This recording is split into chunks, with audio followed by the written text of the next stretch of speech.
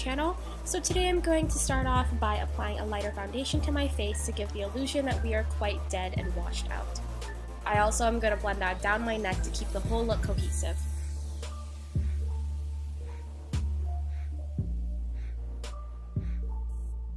I'm wiping off the bottom half of my foundation because we don't really need it there anyway, since we will be applying scar wax and liquid latex, and it sticks better to just plain skin without foundation on it. I'm then highlighting my face with a lighter concealer and blending that out.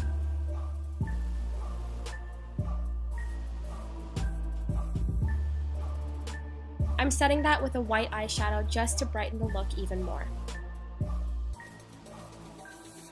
I'm covering my eyelids with the white shadow as well to give us a nice base for the other shadows we're about to apply.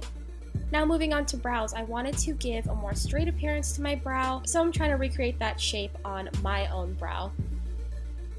I don't want anything too defined on the upper half of the face, so I'm trying to keep it very fluffy and undone. I'm adding some cool tone brown shadow to the outer portions of my eyes just for a little bit of definition. I'm also carrying that brown shadow into the inner part of my eye to create some depth and hollowness, and dragging that down my nose and connecting it as well.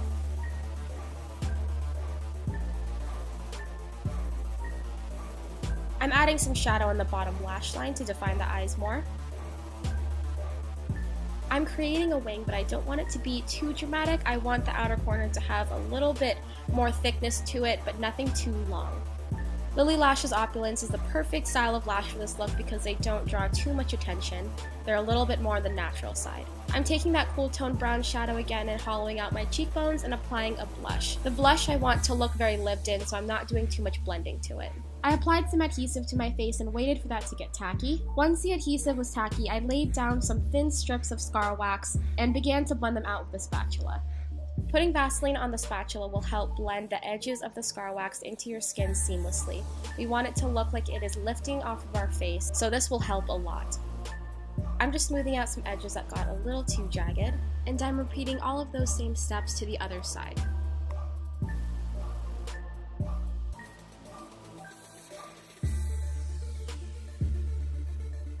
I'm covering the entirety of the scar wax with a couple layers of liquid latex. This really seals it in and makes the scar wax a little bit less movable and more stationary into the skin. To match this with the rest of the face, I'm applying some foundation right over top, making sure to blend it into our skin seamlessly.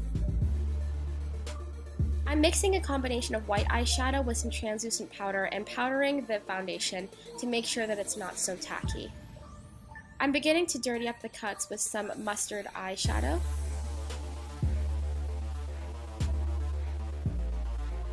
I'm also going to begin some bruising for the look. I do go back and intensify the bruises later on a few more times, but I just want to get an idea for what they're going to look like.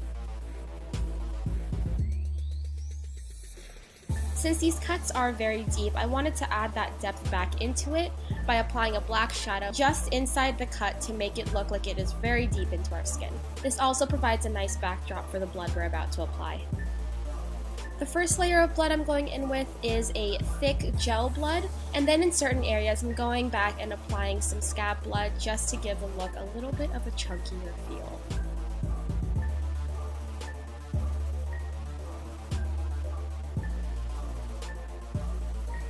I took some of that blood, put it on a sponge, and now I'm stippling it over some of the places that my scar wax does not blend as seamlessly into the skin. This really helps camouflage all those areas.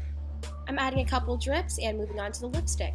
Mixing a black and red liquid lipstick make this beautiful wine-colored lip that I loved, so I applied that to the lips, making sure to stay clear of all the fake blood.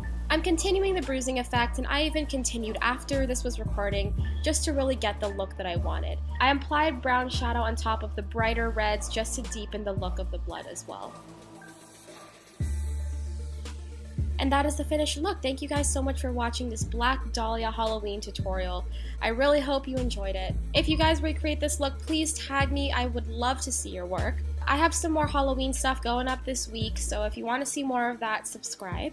Follow me on my socials just to stay updated with what's going on with me and my channel. All of those links will be in the down bar below. Thank you guys again so much for watching. I appreciate each and every one of you, and I will see you in the next one.